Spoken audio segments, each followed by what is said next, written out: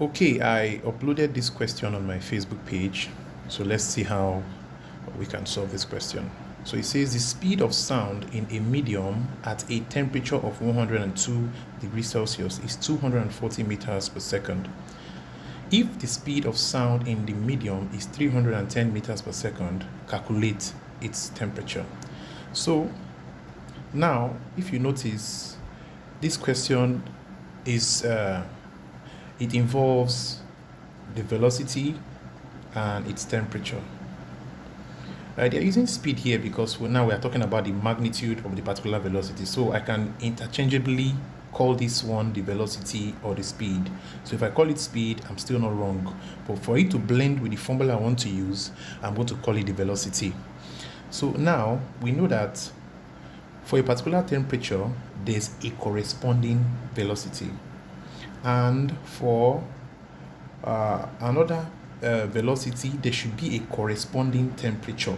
So that is what they want you to find if you really understand this question. So we know that for velocity and temperature, we know that the velocity, just like what I did in the last video, is proportional to the absolute temperature.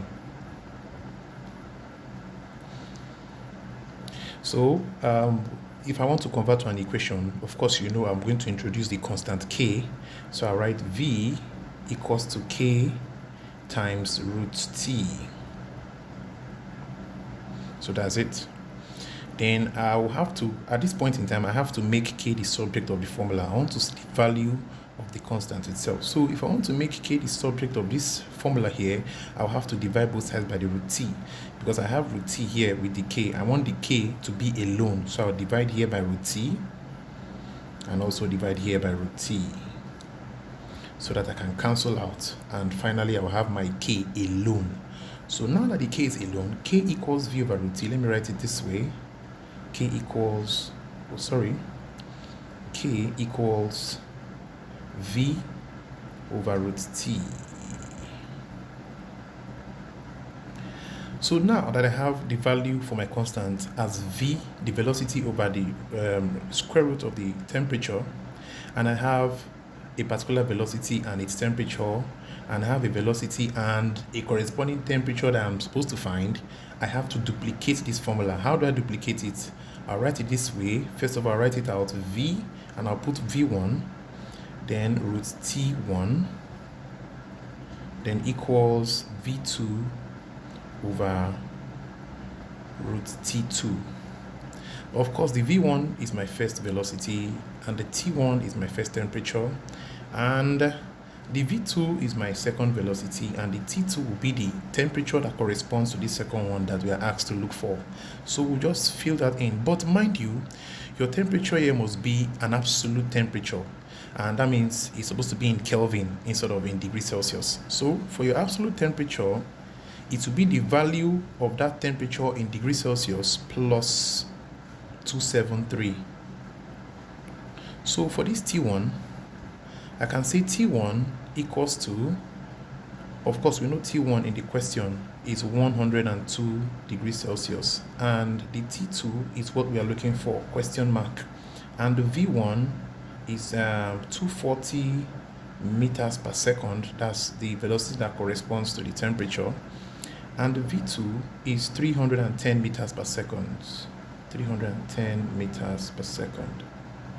So I have to convert this one to absolute temperature. That's converting it to Kelvin. So I'm going to, and that's the formula here, just fix the 102 degrees Celsius plus the 273. So I'll just write 102 degrees Celsius plus 273. I now have the value in Kelvin, and that's what we want. We want it to be absolute. So the T1 will now have an absolute value, which is 102 plus 273. 102 plus 273 gives me 375. So 375 will now be the absolute temperature. So I'm going to now fix 375 here instead of putting 102. So let's now write get down to business. So I can now fix in my value. So my V1 is actually 240. So 240 over, I'm following this formula now. I've written 240 for V1 over root T1. So the T1 is no longer 102. I converted it to 375. So it's now 375 equals, I'm still following this formula here, V2, my V2 is 310 over root T2, root T2. So it has become a perfect equation, and it will be easy for me to now find my T2 here.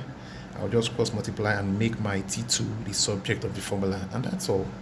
So I now have, I'll cross multiply.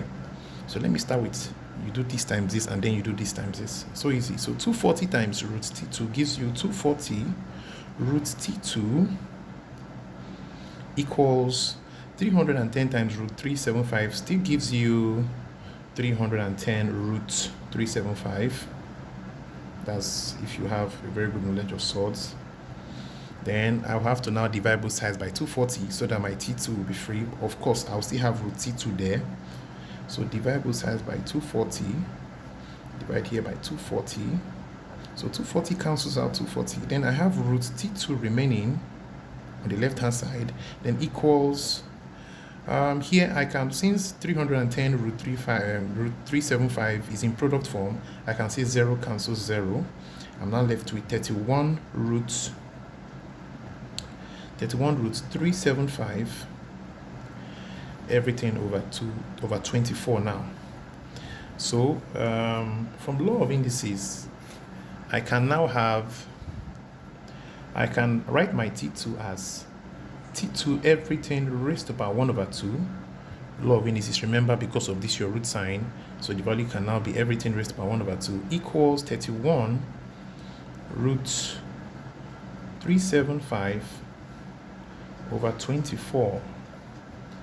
So if I should now continue, remember the power here will now leave and become a power for everything on the right hand side. So everything on the right hand side will now have a bracket, then this power comes here and inverts when it comes here. From 1 over 2 it becomes 2 over 1 when it comes here. So let me write that one out. So I now have, so the T2 will now be free. There's no power again, since it's going to move from here to become a power for the values, for every value on the right hand side. So we have equals 31 root 375 over 24, everything raised to the power 2 over 1. Of course it will become 2 over 1 when it comes here, but 2 over 1 is still 2. So there's no need to write 2 over 1 again. 2 divided by 1 is still 2. So I can now use my calculator here.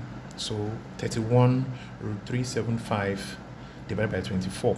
I can still say, okay, law of indices, before using the calculator finally, the bracket can open, because I know the numerator has a power 1 and the denominator has a power 1 also. So the 2 can multiply the general power for the one up and the one down. So I know that 31 root 375 has a power 1 over 24 has a power 1, and still, if my root is still outside, so the 2 can multiply every power in the bracket, law of indices, so that the bracket can go. So I have T2 equals 31 root 375, then this 1 times 2 gives you 2 over 24, then this 1 times 2 again gives you 2. Then now I can successfully use my calculator here. So T2 will now be equal to, you get your calculator, then you press according to what you have there.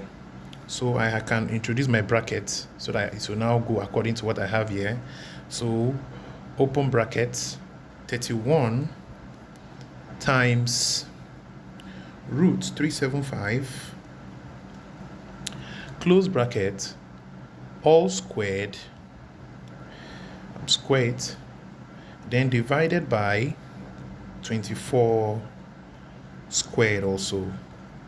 So you have to use your calculator the right way. So it gives me 325.65. I can round off to 2 decimal places. So I'll now have, if I round off to 2 decimal places, this 625.65, yeah, it becomes 625.65 because of we're rounding off to 2 decimal places. So that's the value. I hope you can see it clearly. This is it.